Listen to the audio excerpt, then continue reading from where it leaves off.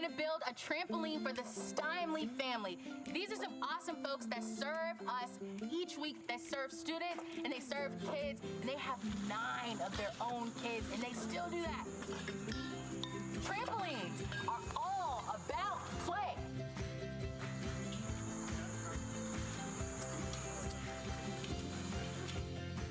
I'm jumping on a trampoline!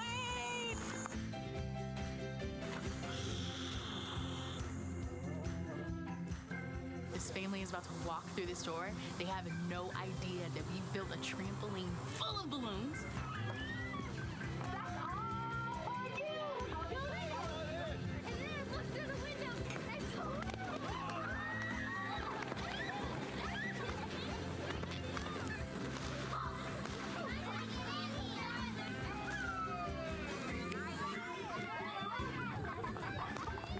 And your life was meant to have restful play and meaningful purpose.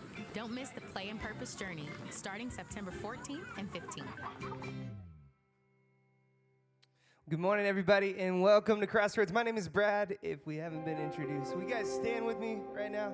And we're going to sing these prayers that are set to music together. Come now, as you are or as you want to be. Are you ready? Are you ready? Come now. Tired, broken, scared, or just in need. Ready or not, it's alright. Take your time, if nothing else, just come.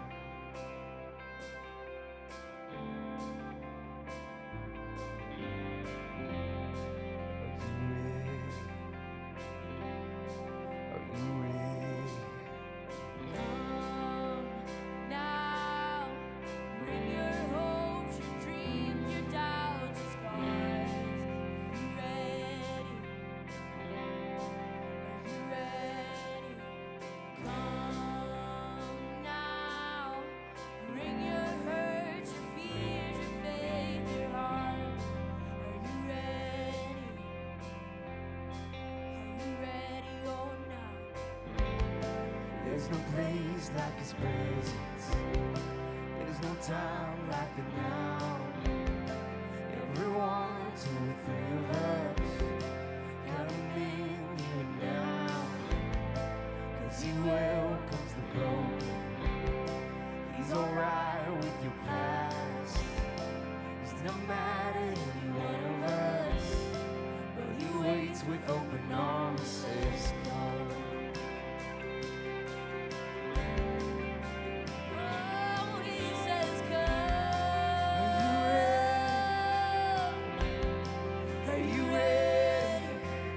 Come now, leave your inhibitions at the door.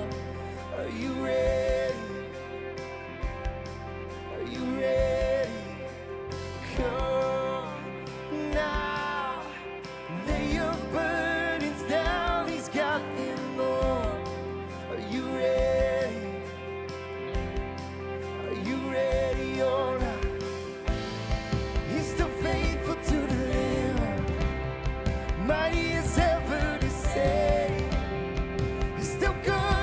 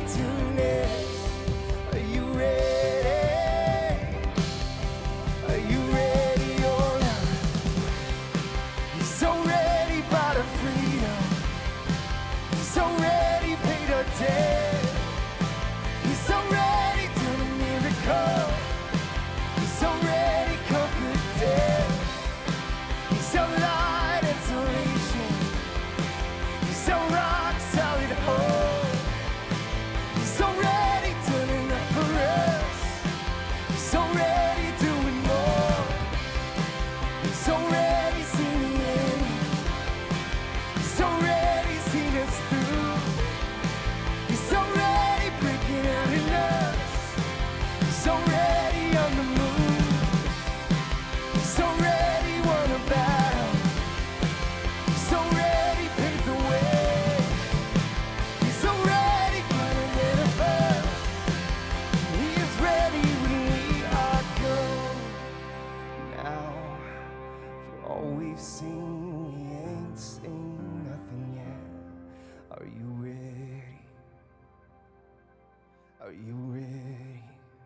So come now, let's bring him praise for what he's gonna do next. Are you ready? Are you ready or not? Just come.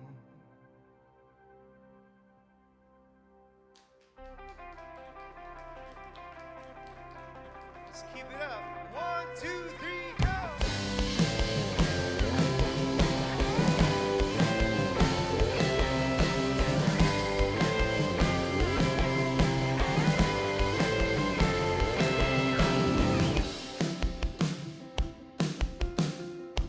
Sing full of life and beyond all measures.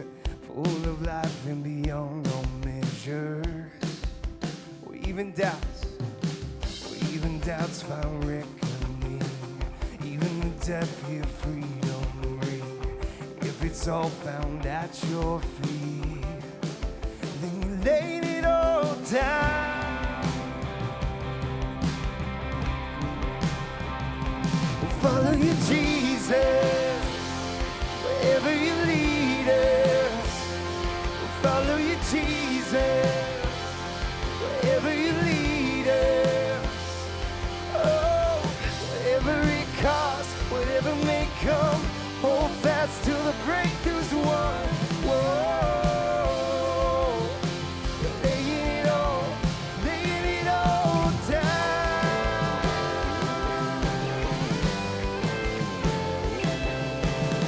You're the fortress that none compares to.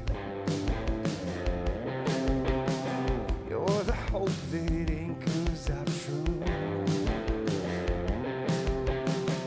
At your word the oceans find peace. At your name every demon flees. If it's all found at your feet, then you laid it all down. Follow you, Jesus, wherever you lead us. Follow you, Jesus, wherever you lead us. Oh, whatever it costs, whatever may come, hold fast till the breakthrough's won. Whoa, we're laying it all down.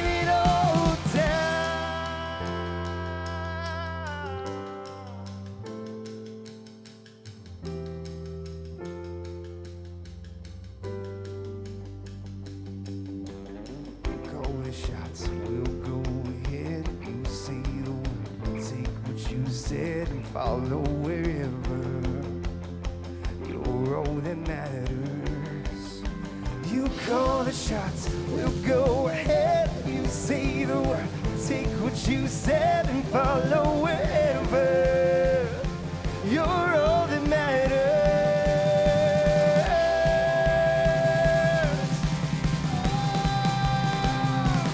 Follow you, Jesus, wherever you lead us. We'll follow you, Jesus, wherever you lead us. Oh, whatever it costs, whatever may come, hold fast till the breakthrough's won. Whoa, laying it all down.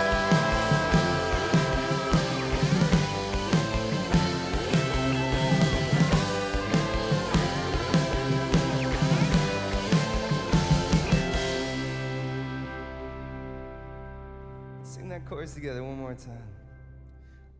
Follow you, Jesus, wherever you lead us. We'll follow you, Jesus, wherever you lead us. Whatever it costs, whatever may come, Hold fast till the breakthrough's won. Whoa. We're laying it all down.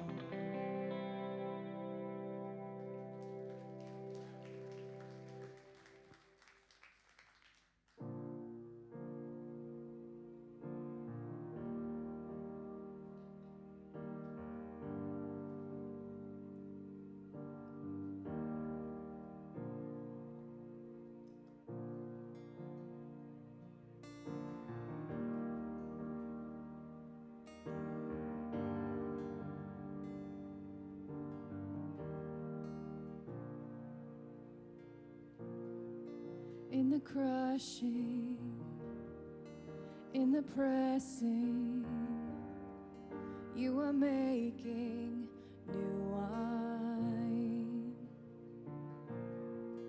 In the soil I now surrender,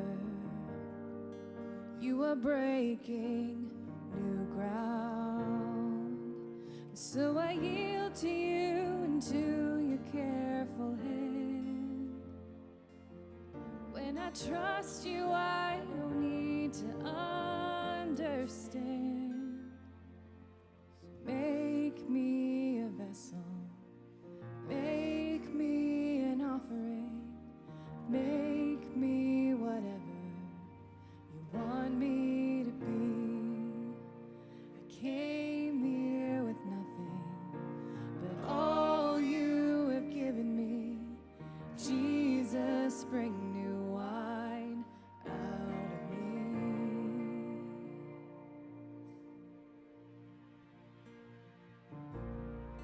In the crushing, in the pressing, you are making new wine. In the soil I now surrender, you are breaking new ground. You are breaking new ground. So make me a vessel, make me an offering, make me whatever you want me to be. God, I came here with nothing but all you have given me. Jesus, bring new wine out of me. Jesus, bring new wine out of me. Jesus, bring new wine out of me. New wine, there is new power, there is new freedom. The kingdom is here. I lay down my old flames to carry your new fire today.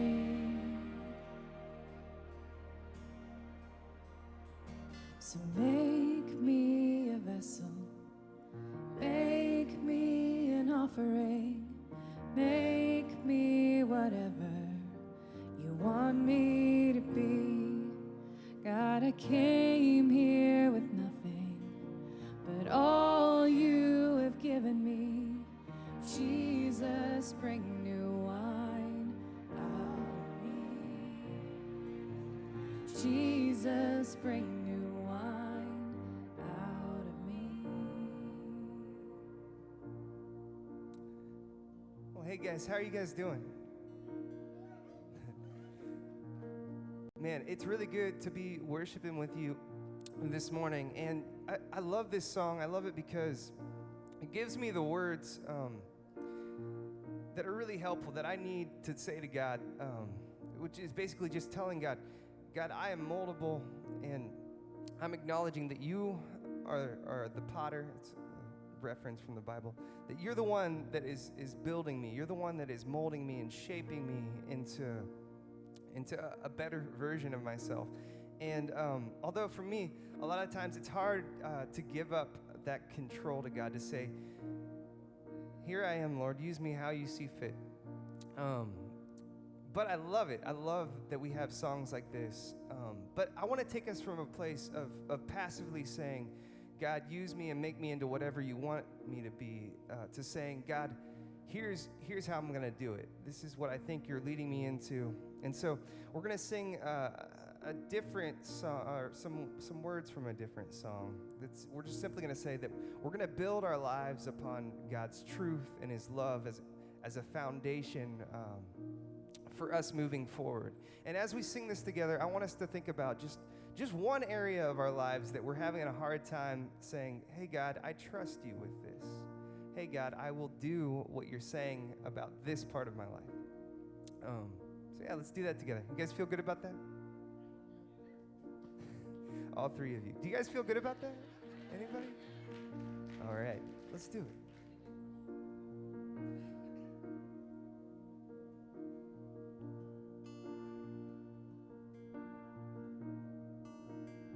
I will build. I will build my life upon your love. It is a firm foundation. I will put my trust in you alone, and I will not be again. And I will build my life upon your love. It is a firm foundation. I will put my trust in you alone, and I will not be shaken. And I will build my life upon your love. It is a firm foundation. I will put my trust in you alone, and I will not be shaken. Where there is new wine, there is new power, there is new freedom. The kingdom is here. Lay down my old friends, carry your new fire. Make me your vessel. Oh, so make me a vessel, make me an offering, make me whatever you want me to be. God, I came here with nothing but all you have given me. Jesus, bring new wine out of me. Jesus, bring new wine out of me. Jesus, bring new wine out of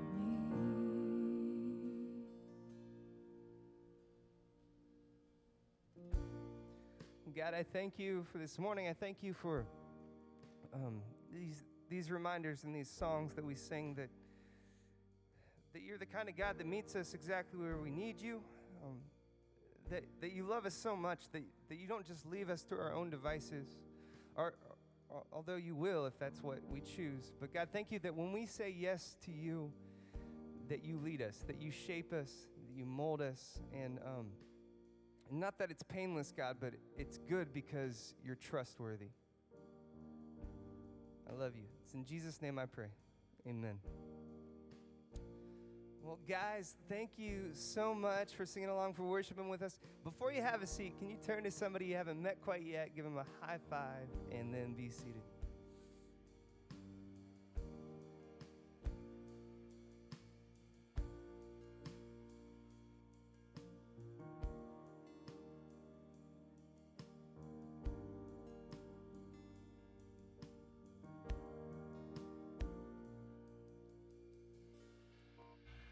Well, good morning, West Side. Hey, can we thank the band one more time for leading us? It was good. I like that mashup. That was really special. West Side special right there. Hey, if we haven't met before, my name is Matt. I'm the pastor here at Crossroads West Side. It's great being here with you on this beautiful weekend, this Harvest Home weekend. Anybody go to the Harvest Home Fair?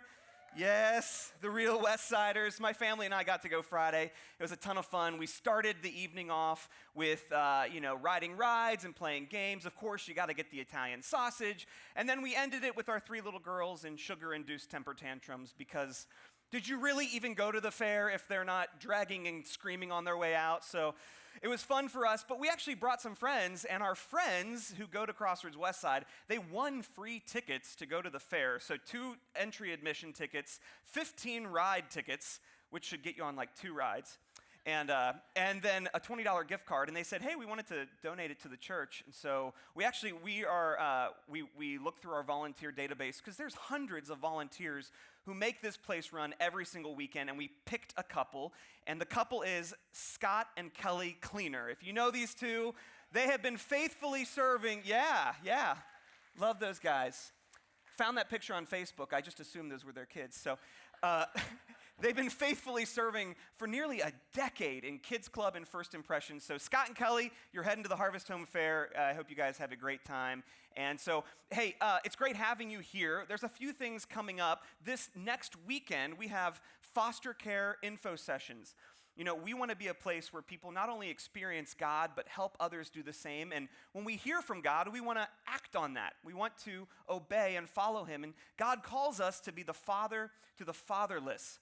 There's thousands of fatherless children in our city, and so what better place to start than right here? So if you have had a nudge, if you've had a little seed planted in your heart or a thought about, I wonder what that might look like to foster, we have an info session hosted by Beach Acres, an amazing organization, next weekend after the 11 o'clock service. Free lunch available afterwards. You can bring your kids with you. No need to RSVP. But if you want to find out more or get some practical next steps or simply just be around people who do the same thing, come next weekend after the 11 o'clock service in Meeting Room B. It'll totally be worth your time. Well, speaking of next weekend, I don't know if you know it or not, but this big thing is coming up called the Play and Purpose Journey. It is all about the and.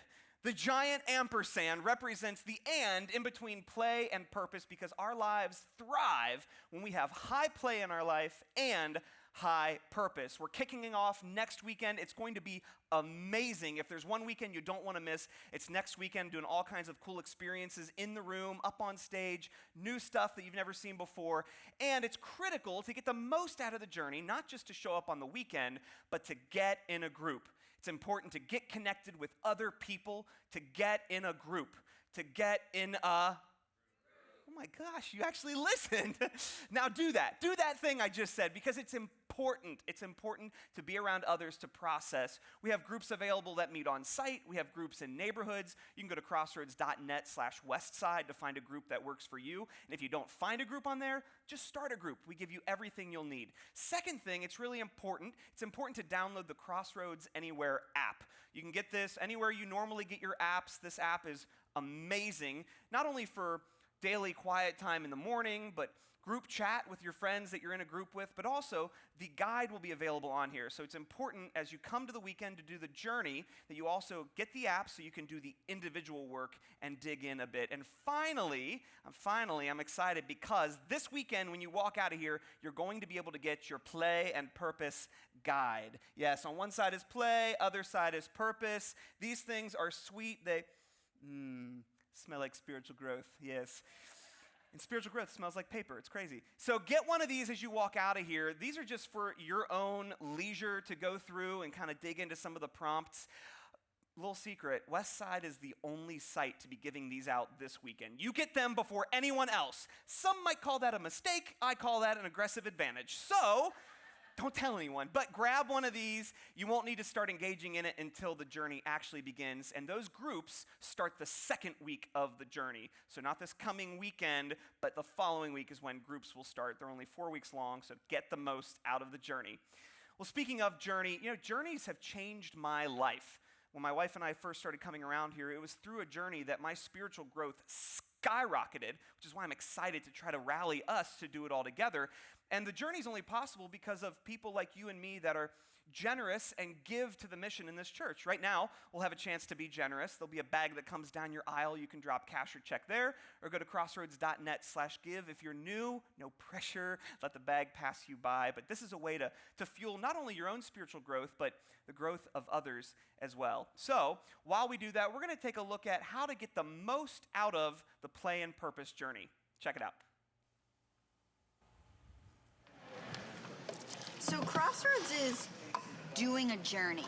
What does that even mean? Allow me. Every so often, Crossroads does a journey. Basically, a journey is a 5-week series where everyone from kids to adults follow on the same topic. This year's topic, purpose and play. All about why having restful play and meaningful purpose are critical to a life that thrives. Here's how to do a journey. Step 1, go to the weekend message. Kickoff weekend will be September 14th and 15th. Be here.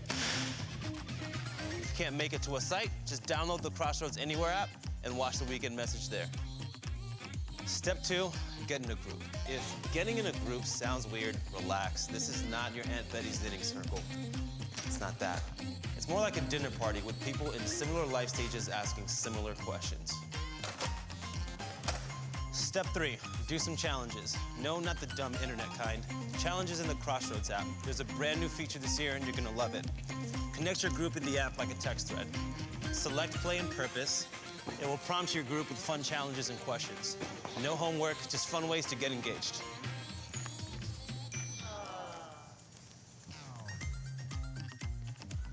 So, to recap, do the journey. Is he making fun of my air quotes? Dude. Man, that's going to be great. I'm telling you right now, it's going to be one of the best 5-week blocks you ever had around Crossroads. I hope you're getting ready for it because, man, I'm really looking forward to it. Before I get into what I'm going to talk about today, I just want to remind us, those of us who got emails, because you're really engaged around here financially, and we're thankful for that. I just want to remind you we have a family meeting this Wednesday night, and I look forward to sharing some stuff with you and seeing you then. I think there's just really good stuff for us to see and be aware of, and we're on a good journey right now. And I want to pray before I do anything else and talk about the things that I'm pretty fired up about today. So let's pray right now. God, thank you for this time right now. We could be other places doing other things, but we're here right now. I think everyone is here and listening because we want more of life. We want to feel more life, and we're wondering what that means for you to be more in our life. So help me to be clear today, to be helpful, and most importantly, to be in alignment with your truth. And I pray these things according to the character and identity of Jesus. Amen. Well, today I want to get you to a new place. Who wants to go to a new place today? Anybody? Anybody? Yes. Okay. Today I want to get you to a new place in your spiritual growth. And we have to notice that all of us have two competing desires. As Carl Sandburg said, the great American writer, see, some days I want to soar like an eagle, and other days I just want to lie in the mud like a hippopotamus. And this is the way we are. We just kind of want to sit around. And oftentimes, spiritual growth gets pawned off as something where you sit and you meditate and you reflect and you think. And I'm all for sitting, reflecting, meditating, and thinking. I am. I'm all for that. I'm all for those hippopotamus behaviors. But I'm also all for understanding that this often happens right after we've pushed and we've soared. This often happens right before we push and we soar. To get to a new place. It's going to be a dream message for me today. Classic preacher message. I got 4 points. They all start with the same letter. Yeah, the letter V. That's some good stuff right there. All start with the letter V. This is going to be about pushing to enable us to spiritually grow. In the book of 2 Timothy chapter 2, I want you to listen to what the metaphors are for spiritual growth. I'm not going to unpack this verse entirely, but just look at what the metaphors are. Here it goes. No soldier gets entangled in civilian pursuits, since his aim is to please the one who enlisted him. An athlete is not crowned unless he competes according to the rules. And it is the hardworking farmer who ought to have the first share of the crops. Soldier, athlete, farmer. These are very rigorous, engaged metaphors. It's not poet, philosopher, thinker. While I love poets, philosophers, and thinkers, there's a place for that, but the dominant metaphor for getting ahead spiritually in a new place in the Bible are things like athletes who train, soldiers who kill, hardworking farmers who sweat and cut and bleed. These are very rigorous metaphors, and I really think that maybe the reason why many of us are a bit frustrated with why I don't feel God, or why my faith has challenges, or why I feel stagnant is we're too hippopotamus-like. We're too thinking-like. We even call it, are you a believer? Like a believer, like thinking, philosophizing. No, it's about doing, it's about pushing, it's about getting to a new place. To ascend to a new place, to elevate, to fly to a new place, means that you will have to go through excruciating difficulty. Means that you will have to sweat. It means that you will have things that are rough and just cause you to hang on. A key moment in my life where this came to fruition for me was in 2013. I shared this story way back when. Many of us haven't heard it, we've forgotten. I'll give you a little briefer synopsis of it. I was on a bike trip with some friends of mine. We went from the bottom of Colorado to the top of Colorado, all on dirt, and we camped the whole way. And we made better time than we thought we would. We get to the very end of Colorado, we realize, my gosh, we still got another day left. Let's just keep going. Let's go up into Wyoming. So we head up into Wyoming. We get on this dirt path in this national forest. And we look at the map, we see this little blue dot. It means there's a body of water there, which is a great place to camp wherever there's water. And we said, let's go there. What we didn't know was from where we were to where that was, even though it was just like this much space on a map and was only a few miles, I think 6 miles or something like that, it was the most difficult riding that we had done that entire trip. In fact, this would be the most difficult riding I would have done in my entire life up to that point. Now, everyone has a different opinion and interpretation and memory of what happened next, but I have the microphone, so I'm going to give you my opinion and my memory. As we went to Phantom Lake, the very end of it was a very, very steep, rocky incline. I found this all the time. The best views always come after the roughest inclines. The best, most fulfilling campsites oftentimes come when you ask yourself, what in the heck are we doing here? We can't be doing this here. And we got in this last stretch. It was very steep. It was very rocky. These loose rocks, and I'm bouncing around. I'm trying to lead guys up there. I get up there, and I turn around, and there's virtually no one there. And we basically chose to stay down at the bottom of this pass, and we camped there. And it was a very tumultuous, very, very tense time. My memory of it, my memory and my application of it, as I was coming down that pass, I thought, this is really symbolic for my life right now. There's some things that I want to do that are new. There's some things that I feel, God, that you're asking me to do, and many people who I'm doing life with right now don't want to do the climb. Many people I'm doing with it would rather be hippopotamuses. I didn't think this because I didn't know that quote until I was preparing for this message. Would rather be hippopotamuses than eagles. And I sense God prompts me saying, hey man, if you want to climb, you just need to tell people who you're with, you're going to climb whether they're with you or not. Like, I'll do that. So I came back and I started having conversations with people and casting vision. And what do you know? There's a lot of people who just I'm not interested in that. Not interested in that. And really, really good people, love God, and just really good. And I still have a relationship with many of them. But I just like, hey, we're going to go on a push here because up to that point, like 2011, 2012, 2013, Crossroads really hadn't grown at all. We had some good stuff going on, but we were stagnant. We were like in a plane for multiple years, which means no new people were experiencing God, which means we were having a lot of discussion about how to just keep things sane, how to keep things okay, and how to have staff be happy and all these kind of things. These are not why we started doing what we're doing here, right? So I just kind of came back and like, said, hey, I'm going to Family Lake. Whether you're coming, I'm going. And what do you know? My goodness, what I looked at things in the last several years. What's happened from 2013 when we as a church were stagnant for 3 years? What happened from there to here? I had to write them down. I'll just read some to you really quickly. Crossroads West Side has opened since then. Mason moved into a new building. Crossroads Uptown happened. Crossroads Central Kentucky, our merger adoption rather, took place. Crossroads Oxford took place. Crossroads East Side opened. We had a Compassion International weekend and took 6,000 kids, every kid that Compassion International had in Nicaragua, not just our Central Kentucky churches in Bolivia, but every kid in Nicaragua was available. We scooped them all up in one weekend, and we're still feeding and educating those kids this day. You can clap and be happy at any one of these things if you want, by the way. 600,000 meals shipped to South Africa. We had 600,000 meals shipped to South Africa. We had a campaign called I'm In, 83% fulfilled. Good job. We had others, folks, who were still engaging in fulfilling their obsessed journey at 23%, still pushing. Crazy stuff that's happening there. We took Awaited, a church show, a nice show, and leaders in the arts in Cincinnati said, hey, we'd like to play that in the Aronoff. Would you use that at the Aronoff?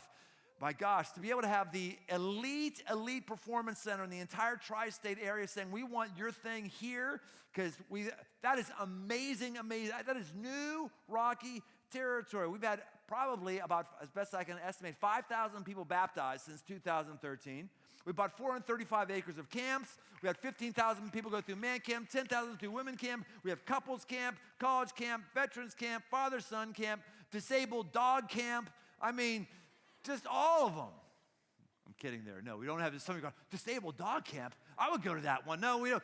No, not that one. We don't have that one. By the way, camps for this fall, registration closes soon. So if you want to get in on couples camp, college camp, man camp, registration shuts down in a week or so get on it. Now, that's just some of, all that represents great stuff, mountaintops. I'll tell you what, grueling, backbreaking work.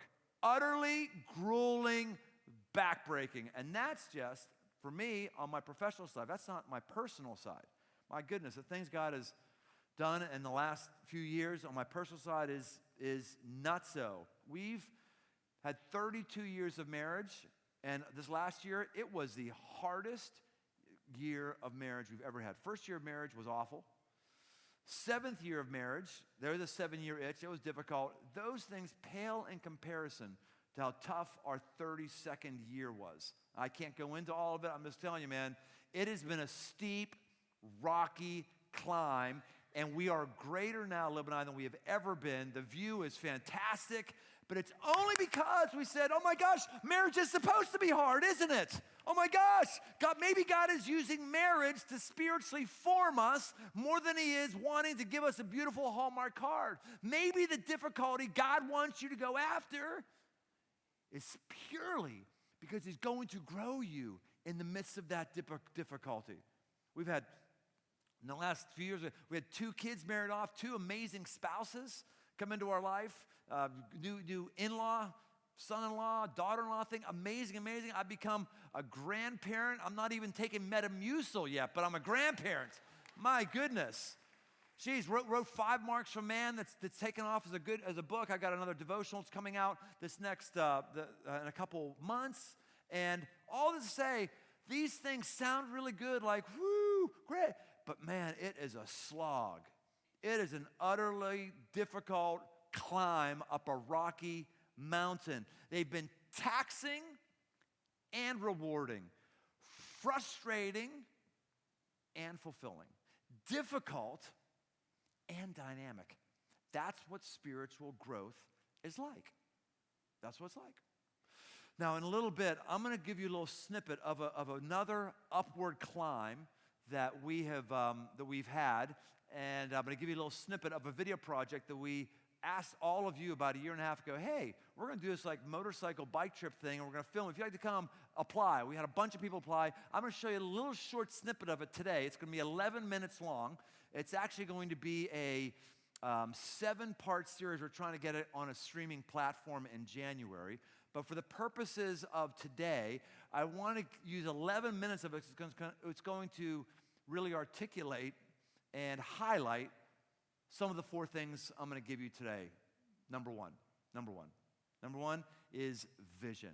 If you want to get to a new place, you need to have vision.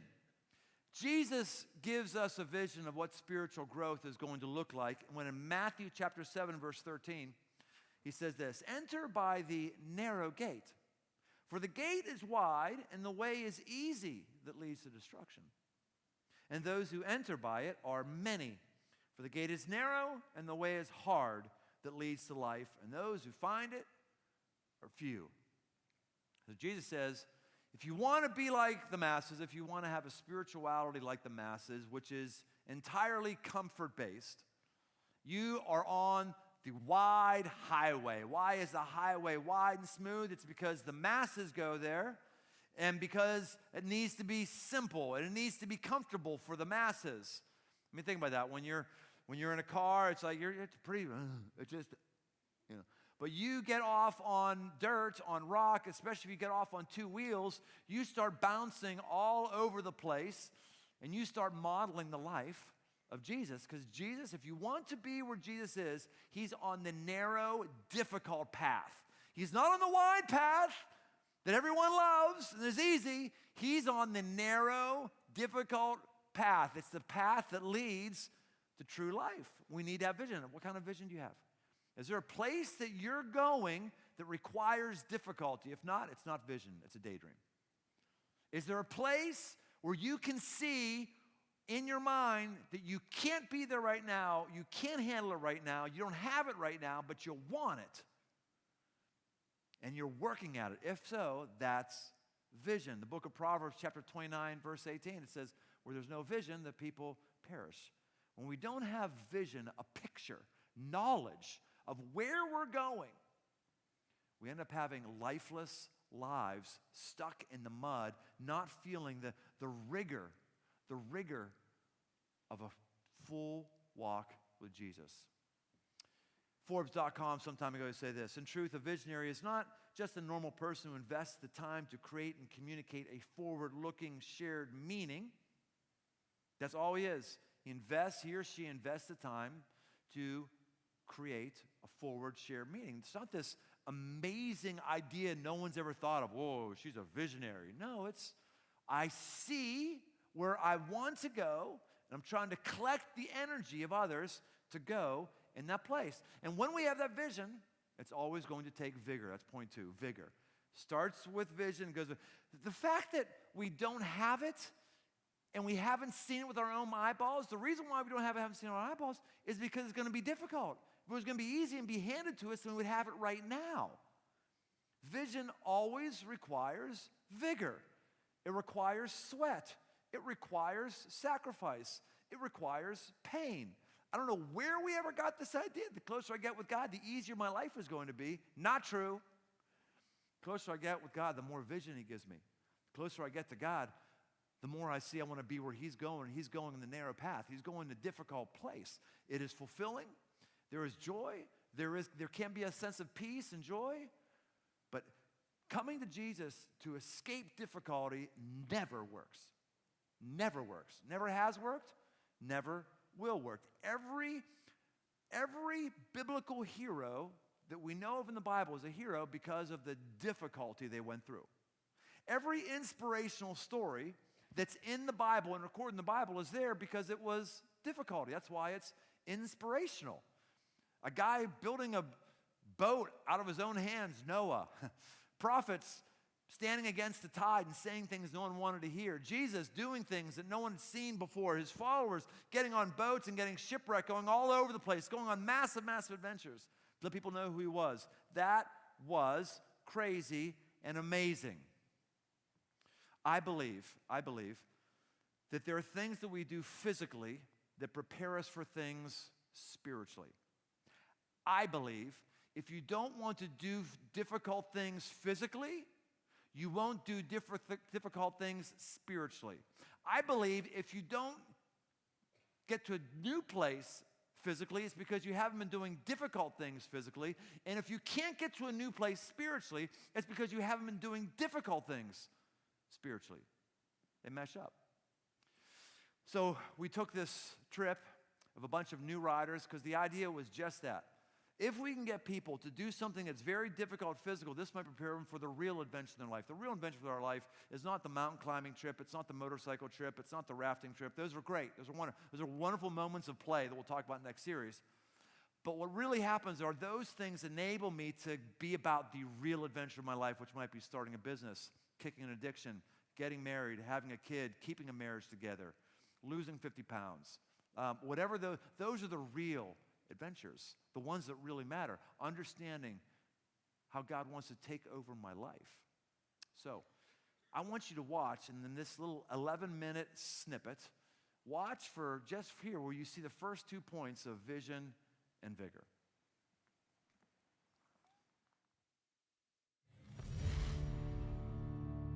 Across the rugged terrain of Colorado and Wyoming, 10 unlikely riders pursue an elusive mountaintop destination called Phantom Lake.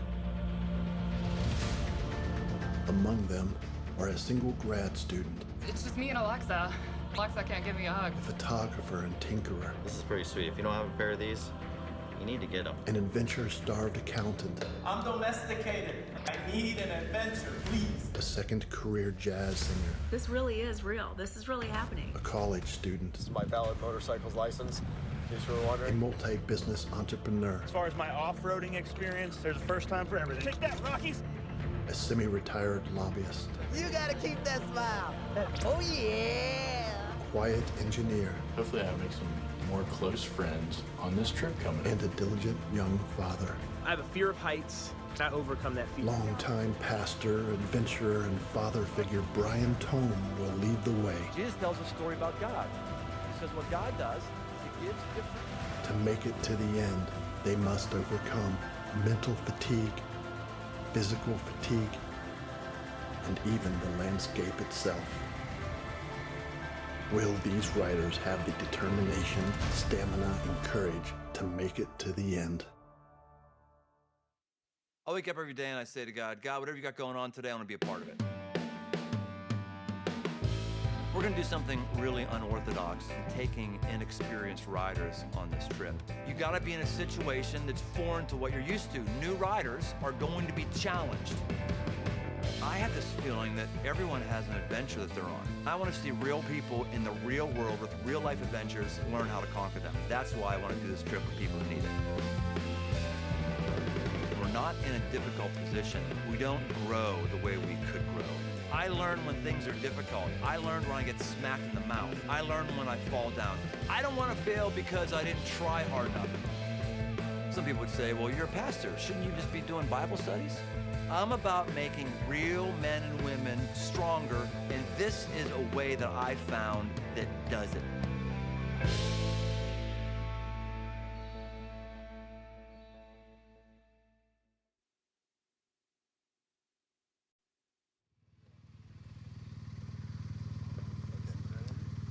If there's anything that you can do to help yourself, it's to teach yourself not to be freaked when your bike bounces. It's a lot of rocks. They're called baby heads. A lot of baby heads up there. Your bike is going to be jumping around. That feeling that you feel on pavement where everything's planted or even on gravel, that feeling's gone. You and your bike will go where you look. It's the weirdest thing. You need to make sure you are looking 30 feet in front of where you're going. 30 feet. You were never this. Never. This never helps you. Momentum is your friend. When you start to go, throttle helps you. Throttle helps you. Start to spin, throttle. If you go down, you go down. You're not going to get hurt going 10 miles an hour. You're not going to get hurt. You're not.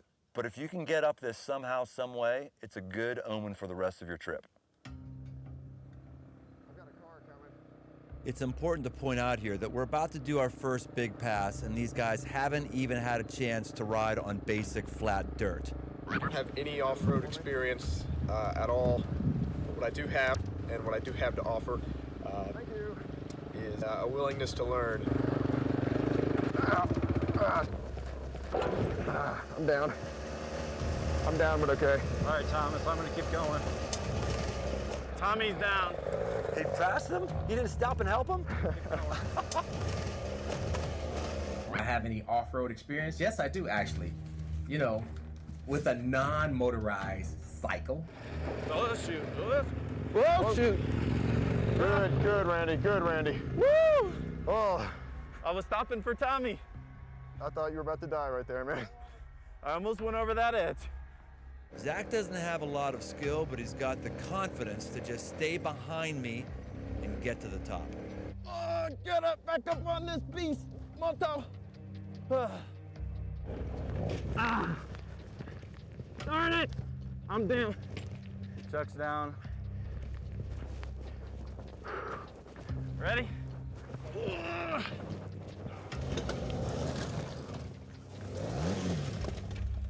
Get going, I'm down. Those rocks are, I bottomed out. Okay.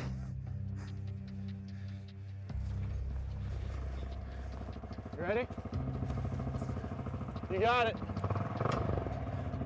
Be brave, have fun, do your best.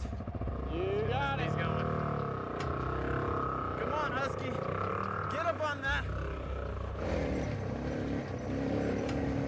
Ready? Sorry about that, man. What are you apologizing for? Because I just held all you guys up. Don't worry about it. Just get your ass to the top. Cool, thanks for the help. All righty.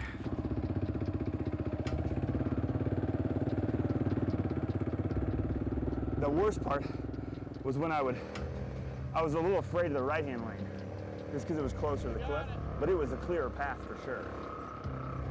Zach was really a pleasant surprise here. Zach has had very little motorcycle experience, very little off-road experience, and what do you know, he got up the hill.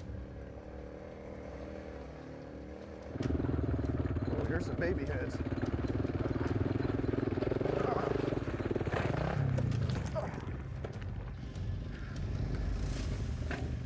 To get people up a mountain, you have to push. Don't give up, let's go. You've got to be that stern and have an attitude of believing in that person and calling them to a place where they might not even want to go themselves, but you can only challenge them as far as you previously encouraged them and built into them. You need to tell those guys, when they get to those guys who are down, Calvary's not coming for them. They gotta freaking figure it out. We've had some difficulties on this trip, but this is where it gets genuinely difficult. Like something's gonna take care of itself. No, it's not. They gotta push their freaking bikes. Those guys just sit in the ground defeated. We're not gonna do anything. This is not luxury trip. You got it. This pass stands at 11,700 feet above sea level. There's not much oxygen out here, and the bikes weigh between 450 and 650 pounds fully loaded. You're on a slippery terrain in an incredibly steep grade. You're in protective riding gear, which is hot and limits mobility. This is way more difficult than it looks on video. Picking up a motorcycle on a trail like this is like trying to pick up a piano in a spacesuit on the side of a mountain after sprinting a mile. So I have Chuck's bike down, Dave's bike down, Randy was just stopped, and John went down, Tommy went down. So they're working on getting everybody up. Okay, am I needed down there? Do you need me to come down there? I think these guys could use your challenge and your coaching. Okay, all right. I'll keep my chewing and come down there. I work out, but this is beyond a workout. This is some real life bullshiggity. It's easy to lose control if you're not paying attention. But even as I was paying attention, looking where I wanted to go, and when I was down, I was reassessing, what in the hell did I get myself into? All right, what do we got going? We got you three. I'll stay down here with other guys to help push and start. So we'll all go up with Chuck if he needs help getting push started. Problems come up all the time when you're adventure riding, and you gotta figure it out. You can't call in the cavalry to come and save you. You gotta figure it out. 1, 2, up. Okay, pulling the clutch, drift it back a little bit. Bike's not gonna go down. Right there, good. Oh, okay. Let's get him straightened up. Hold the bike, you got the bike? I'm gonna walk the bike, just get straight here.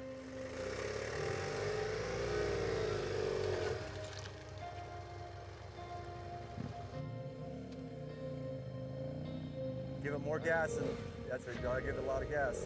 More, there we go.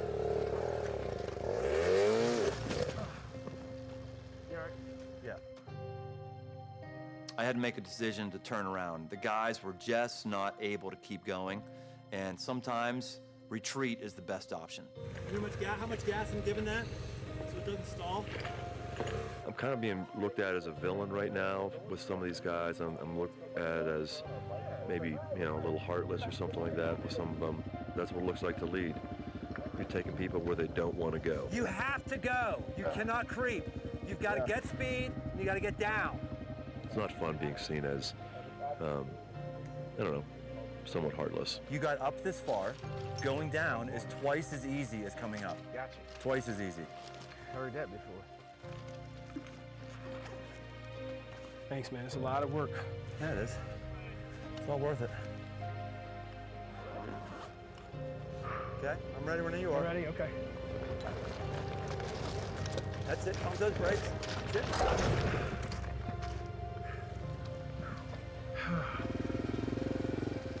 Okay, there you go. Just not that fast. There you go. And brake. You're good. Perfect. Perfect. That's exactly right. Sometimes you got to get a little kick in the ass. You cannot take everything conservative in life. You can't just I'm gonna creep it. You've got to go. That's it. Brakes, brakes. Good, good. That's a man right there who just grew in his confidence. You growing your confidence on this stuff, man, when you're in the real world, you just got something extra. It's a guy who's not as good of a rider as you, who has more fear than you. And he got over it. I'm good. Okay?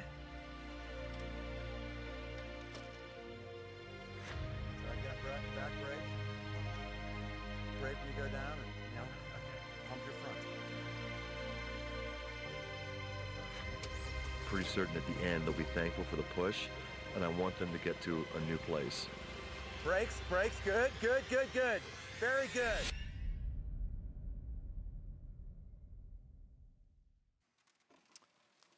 I think pretty interesting, huh?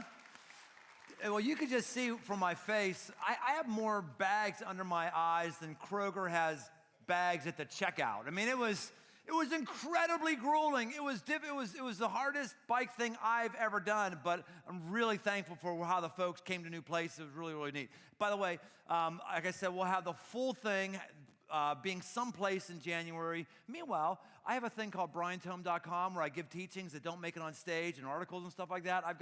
If you want to subscribe to that, you can go to briantome.com. I'm going to release another episode of that on Monday. So if you're interested in that and you want to see that kind of stuff, go ahead and check that out. But Ephesians chapter 6, verse 10 says this: finally, be strong in the Lord and in the strength of his might. Be strong. Why would you have to be strong unless things are going to be hard? No one has to be strong binging Netflix. You have to be strong because there's a narrow path that's going to elevation, which is where Jesus is, and it's going to be difficult. And we're surprised when things are difficult. I'm surprised that we're surprised. It's called spiritual growth. That's why we're to be strong. I've been doing less motorcycling recently, and one of my elements of play has been camping with my wife. We've been doing a little what's called overlanding, which basically means you put a tent up on top of your truck. And so we went out to Colorado last week with some friends of ours, did a little couples thing, and it was great. It was just great being with them. Beautiful scenes, beautiful stuff. And you know what we keep talking about? We keep talking about this thing called Imogene Pass. It's the hardest pass I've ever been on, whether on a motorcycle or on a vehicle. I did not get good intel on this at all. It was terrifying. Terrifying and death-defying. Pictures can't even show it. We were shocked that we got through the thing. We got through the thing, and two things were said. One is, I'll never do that again. That was really stupid. I'll never do that again. And the second thing is, that's all we talked about since. People say, hey, how was your trip out to Colorado with couples? We did Imogene Pass. Oh, it was awful. Oh, it was awesome. All we talk about was the difficulty. All we talk about was the challenge. We never sit around, we never say, remember that one day we just sat around the pool and hung out? Remember that? No, we don't remember those days. Hey, you remember that time when everything went according to plan? You remember that? No, we don't remember that. There's nothing memorable. It's the difficult things that we remember. Came back from that trip, and I'm in the airport, getting ready to come back, and I flew a buddy out who was going to drive my truck back so I could do some other stuff back with my normal work life. And I get in the airport, I'm looking at my phone, my email, I'm like, oh my gosh, that family is in deep, deep doo-doo.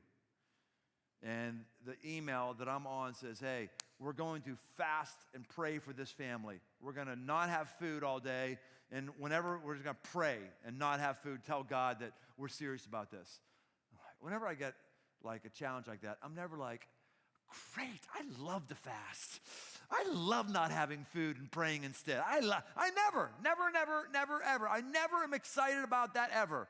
I'm never excited when I get a check. Like, great, the first 10% goes to my local church, goes to God, because that's tithing. Woo, I love it. I never feel that way. I never do. In fact, anything that grows me on the front end, I'm never excited about it. I never am. And this one's like, oh my gosh, really? Like, oh, I love this family too much. I'm in. And what do you know? Fasted the next day and felt closer to God than I would have had I done normal eating as normal. It's always the way it is, friends. The narrow path that's steep, it's rocky, it's where Jesus is. And why we think that we can have comfortable lives avoiding any difficulty and have Jesus blows my mind, because nowhere is that said in the Bible and nowhere is that modeled anywhere in anybody's life who I want to be like. The people who inspire us are the people who are inspiring because of what they pressed through, what they climbed, what they overcame. And this is how spiritual growth works. Third thing is velocity. Velocity. Once we have a vision of where we want to go and we summon the vigor to fight through it, we've got to get some speed. If you notice from that clip, folks were having a hard time because the dynamics of riding a motorcycle on dirt and stone is really different than the dynamics of riding it on pavement. Same with a car. You know, you're on pavement, everything is just planted. If it swerves at all, you're freaked out because it's very, very rare. Well, when you're on dirt or when you're on rock, things are bouncing around and you're swerving and you're feeling immobile, or whatever the right word is, all the time, going back and forth. And the temptation is to just slow down. Let's just slow down and put my tiptoes out and just like creep down this mountain. And when that happens, you never win because the rocks are in control and you can't get over the rocks, and rocks will force you to go somewhere and you can't recover. You have to get speed to plow through the rocks, or even maybe be riding on top of the rocks. That's a physical metaphor for the way that the spiritual life is. We can't just sit around and philosophize. We can't sit around and just hone our beliefs. We can't sit around and have planning sessions. We can't sit around and just have endless discussions over whatever theology you might have or not have. And there's a place for theology and sitting around for sure. But you have to get velocity. You have to get moving. You can't just sit and think and ponder and listen. If the highlight of your week spiritually is sitting on your rear end and listen to me, you have a crappy week ahead of you. Not just because I might have given you a crappy week, but because this isn't spiritual growth right here. This is getting stuff that might get you moving until you get moving and changing things in life, getting some speed with things that you don't want to do or you think that are weird till that happens. You're not on the narrow path where Jesus is. You're with the masses that are addicted to comfort, that are addicted to predictability. James 1, verse 2 says, be doers of the word and not hearers only, deceiving yourselves. For if anyone is a hearer of the word and not a doer, he's like a man who looks intently at his natural face in a mirror, for he looks at himself and goes away and at once forgets what he was like. Doing. We get ahead by doing, not by hearing, not by thinking, not by listening, by doing. And what we want, what all of us want, at least what I want, is victory. You want to get to that place where you've conquered. You get to that place where you've gone to the next level. Get to that place where you understand God more deeply and in a much more fulfilling way. You get to that place where you know that you've progressed, where you're more like him, where you're closer to him, where the thing that was the real adventure, the divorce, the addiction, the weight loss, the GED, the whatever, then that thing, when you run over that with some vigor and with some velocity, you get going to a new place because you know God brought you there and you experienced it with him. In the book of 1 Corinthians chapter 15, it says, he gives us the victory through our Lord Jesus Christ. So it's him who's on the path with us, who's drawing us there. That's where the victory is. Therefore, my dear brothers and sisters, stand firm, let nothing move you. Always give yourself fully to the thoughts of the Lord. Oh, no, it doesn't say that. Always give yourself fully to the values of the Lord. It doesn't say it, does it? Always give yourselves fully to the philosophy of the church. It doesn't say it. Always give yourself fully to the beliefs you learn in Sunday school. No, it doesn't. Always give yourself fully to the work, the vigorous work, the work of the Lord, because you know that your labor in the Lord is not in vain. When you get on a path with the vision that God has given you, it never ends in vain. At least ultimately it never does. Now, I've gone up a lot of stony paths, and I've gotten to the top, and it hasn't been worth it. Because sometimes you get to the top of a mountain, and the clouds are so thick you can't see. Sometimes you get up there, and there's bugs all over the place. Sometimes you get up there, and you're just so tired, you got to get back down. Mountaintop experience, sometimes you get up there, and you realize it's a false summit. It's blocking the next one that's up there. I mean, there's a lot of things that we will do, and God, where God is, that when you're done with it, it won't be fulfilling in that moment. But ultimately, I believe he's using it to build awareness, to build spiritual muscle, to build our reps to get to the next place. Ultimately, we learn to lean into Jesus more. Ultimately, we got on the path that all the greats in history have been on. This is victory. This is victory. Now, the application I want you to do coming out of here today is next week, one of the greatest things you could ever be a part of, and I mean that seriously, is this play and purpose journey. It's going to be great. It's going to, I mean great. 3 things that you might want to think about doing. 1, asking a friend. That is a difficult thing, putting your faith out there and saying, telling you can trust us on this. It's going to be great. Even play. Many of us, we need to be challenged because you're not playing, and that will be a huge, huge challenge for you, but it's play. There's going to be some really playful things. It's going to be really, really good. Some of us, purpose is our thing. We're going to help you in that area. These things need to come together. We're going to help you come together in this journey. Join a group. Get ready to join a group. We need to be around other people doing the journey, or lead a group. You can go to crossroads.net/whatever it is. It's on the lower third. It's going to be really big and really important. You're going to be thankful for it. Let me pray for you right now. God, I thank you for this truth you've given us, and I thank you for the message you have given us, and for the things you're going to do in our church and everybody else's life who's a part of the play and purpose journey. Help us to embrace it, to embrace adventure, to embrace difficulty, and to embrace you and to feel you in the midst of this season. I pray these things according to the name of Jesus. Amen. All right, have a great week. We'll see you next weekend.